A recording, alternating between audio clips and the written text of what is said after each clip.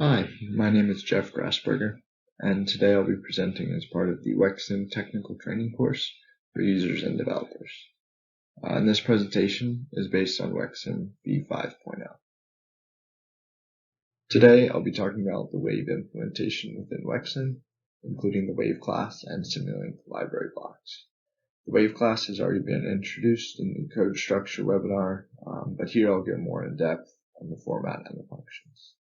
So I'll go line by line through the different options within our WEC Sim example input file and provide an overview of what properties and methods are included in the wave class. I'll also briefly introduce how the waves are implemented within Simulink, and lastly I'll pull up the ARM3 tutorial model to provide a quick tutorial for accessing and utilizing the wave class. First, I'd like to give an overview of the wave class. The wave class is defined by the WaveClass.m script and contains all wave information necessary to define the instant wave conditions for the WEC Sim simulation.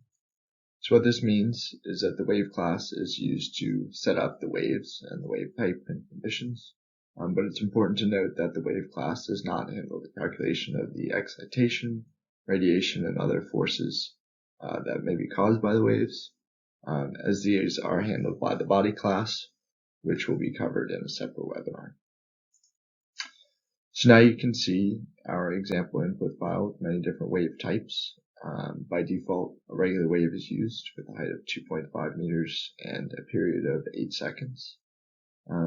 Some other types are simply just commented out here in our example input file. This includes a still water case, which allows for equilibrium or free decay tests. There's regular wave with radiation force convolution integral calculation, irregular waves including Pearson-Moskowitz and a John-Swap spectrum can be used with some other settings that can be easily changed. And then lastly, the user imports, allowing for spectrum data to be imported as well as elevation data. And like I said, with each of these can just be uncommented in order to apply the desired wave conditions, and the settings such as the height and period can be changed as desired. So lastly, the wave class, like every other class, contains properties, which are the variables used to define the waves, and the methods are the functions used to actually set up and do other functions related to the waves. These properties and methods are set up and handled by the WaveClass.m script. This script creates the wave object, it parses the WEC Sim input file, and generates the incident wave. I'll go more in depth into the properties and methods in the next few slides. For now, it's important to recognize that the wave class is different than our other classes because it does not have an associated Simulink library. So it doesn't have those Simulink blocks that some of the other classes have. Instead, it's just composed of the WaveClass.m file. And this is because, as I mentioned earlier, the wave class is only used to set up those wave conditions, while the actual application of the wave forces within the simulation itself is handled by the body block. Within the wave class, the properties are the variables used to define the waves. So for different wave types, where different properties are required to be defined. For example, the no wave type requires the waves.period to be defined. The regular and regular CIC cases also require the waves.height to be defined. The irregular wave case, of course, requires the spectrum type to be defined, so specifying whether it is a Pearson-Moskowitz, John-Swap spectrum, etc. The spectrum and elevation import options require the data file to be defined so that data can be accessed and the waves can be properly set up. Next, you can see a list of the wave class properties. This includes some properties that are read-only, indicated by the red X's, and some that are public, indicated by the green boxes here. The public properties are ones that can be defined using the WEC Sim user input file. So this includes the height, the period of the waves, spectrum type, etc. Some of these have default values. For example, the water depth defaults to equal to the water depth from the boundary element method data, but this can also be input by the user as it is a public property. So next, the read-only properties, like I said, are indicated by the red X's. This includes some properties that are calculated by the wave class itself or inherited from boundary element method data. So these properties are not defined by the user but are part of the wave class. For example, this includes the d omega and omega, so based on the frequency spacing and the frequencies themselves from the boundary element method data. Another one is the wave amp time, which contains the wave amplitude or wave elevation time series, so showing the wave elevation over the time simulation. And so after running the WEC Sim simulation, these properties can be accessed. This example here is for a regular wave case, so it does not have an elevation file, a spectrum file, or spectrum type, but it does have the height, the period of the waves, many other of these, both public and read-only properties can be read here. So the amplitude, the wave amp time, these can be accessed by typing waves within the MATLAB command line, as well as using the MATLAB workspace to access the waves variable.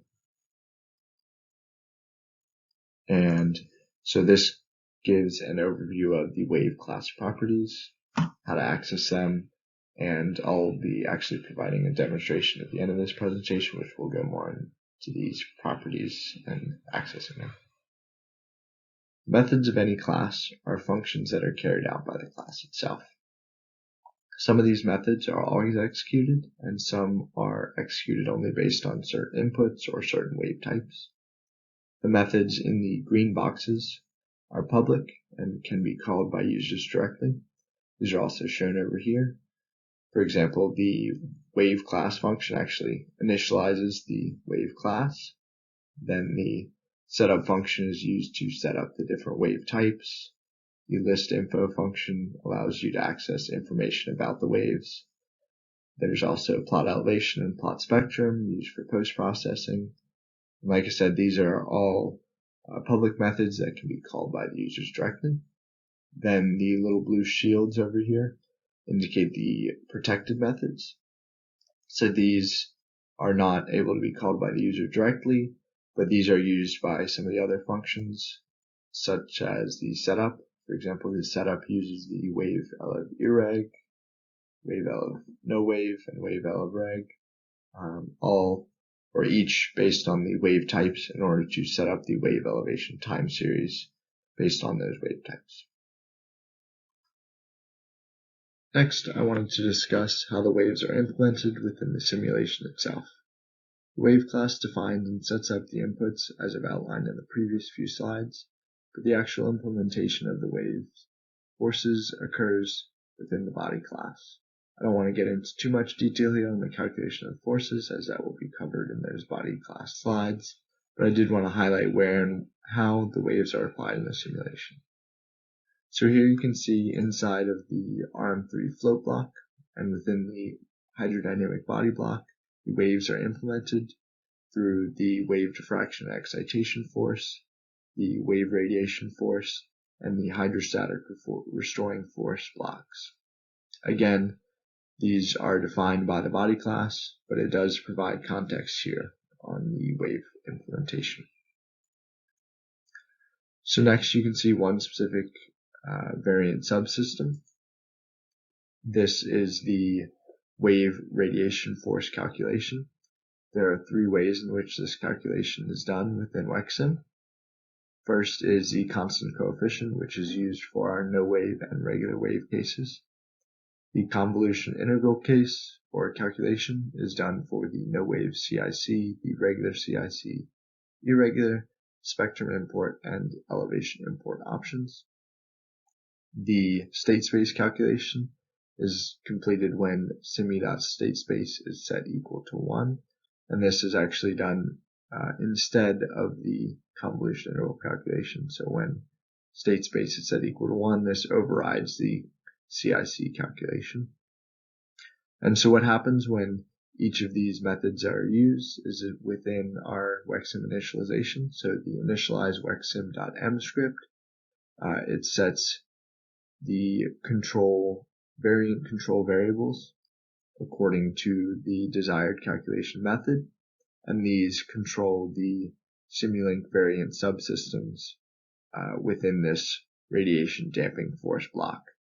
So these are connected and used based on the different calculation methods. So I won't go into too much theory behind how these calculation methods are carried out, as this can be found in our documentation, but I did want to show how these variant subsystems, and specifically the radiation force calculations, are handled and how it relates to the wave definition and wave implementation. So next, I'd like to go into one of our WEC Sim examples to show an example of how the wave class is implemented.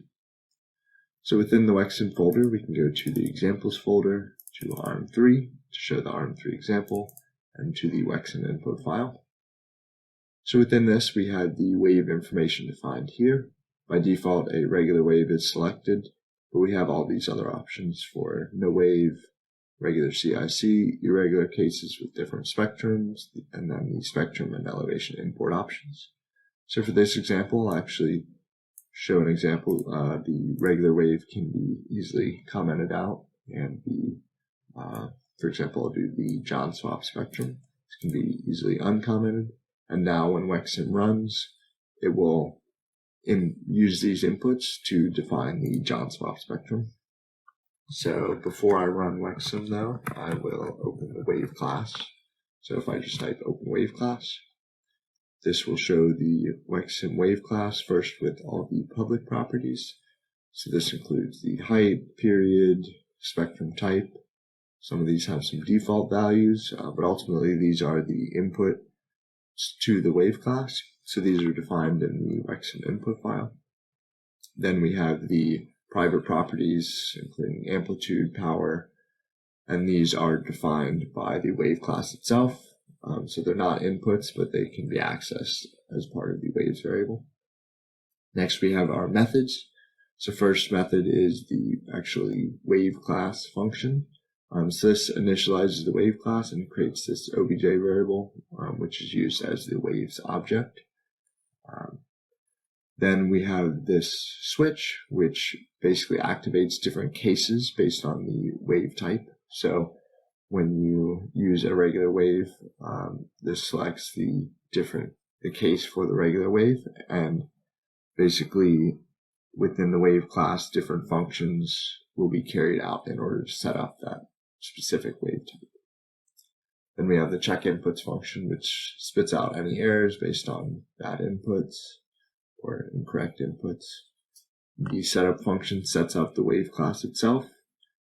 So this is where those cases are used. So the no wave and no wave CIC are set up together. Regular CIC, irregular, and down the line are set up differently to select these specific wave types.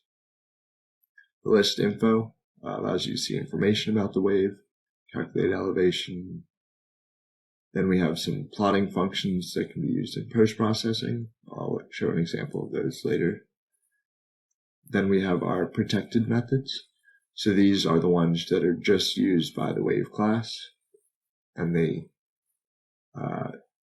aren't used by the user.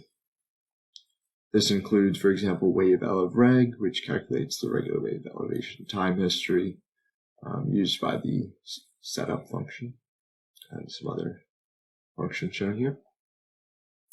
Next, I want to show our variant subsystem control variables and how those are defined during initialization. So if I type in open initialize WEC Sim, we can see the initialize WEC Sim script, and just to get there quick, I'll insert radiation damping. And here is where the radiation damping variant subsystem is defined. So based on the wave type, it defines different radiation options, and these are used to turn on or off the Simulink variants. So for the constant coefficient, the convolution integral calculation, as well as the state space calculation, are turned on and off here in the initialized WEC Sim script. And then if we open up the ARM3 example, or the ARM3 Simulink model, you can see the first, just the float body's PTO constraint. If we go within the float body, we can right click and go to mask and look under mask. And that will allow us to see within the body block. And then we can go to hydrodynamic body, and specifically the radiation forces calculation. And within here, you can see the different Simulink variant subsystems for the radiation damping force calculation. We have constant coefficients, convolution integral calculation, and state space calculation. So based on the control variables within the initialized WEC Sim script, these different subsystems are activated. And this will, right now it's unconnected because there's no simulation being run, but during the simulation this will actually connect and run the different calculation methods. So now I can run WEC Sim, and we can see the output of the wave section.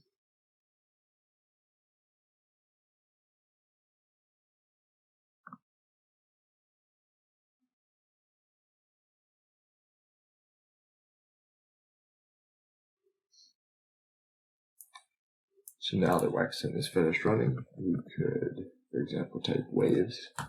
This gives us all the wave properties here.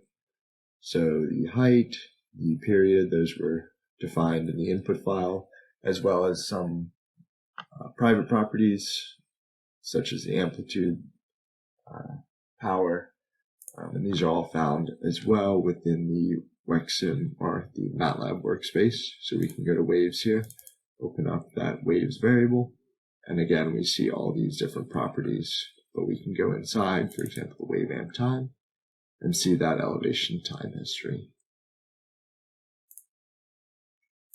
We can also do waves.list info, and this gives us some information about the wave environment, the type, the height, the period, specific to the wave type used. So next I'll go into the user-defined functions to show some post-processing for the waves. Specifically to the waves, we have this plot elevation function that plots the elevation over time, and then we also have the plot spectrum. In this case, since we used the John swap spectrum, this plot spectrum is shown here, and the plot elevation is shown here. So we can see on the plot elevation, the ramp time is shown with this vertical line, and then just the elevation time series is shown. And then for the John swap spectrum, we can see the spectrum at each of the different frequencies used to define that.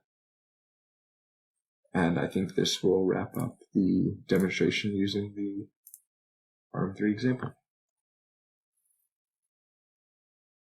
So this will conclude our wave implementation WEC Sim webinar. I hope this session has provided a good introduction to WEC Sim wave implementation. It allows you to use and understand the different wave types and implementations. Thank you for watching.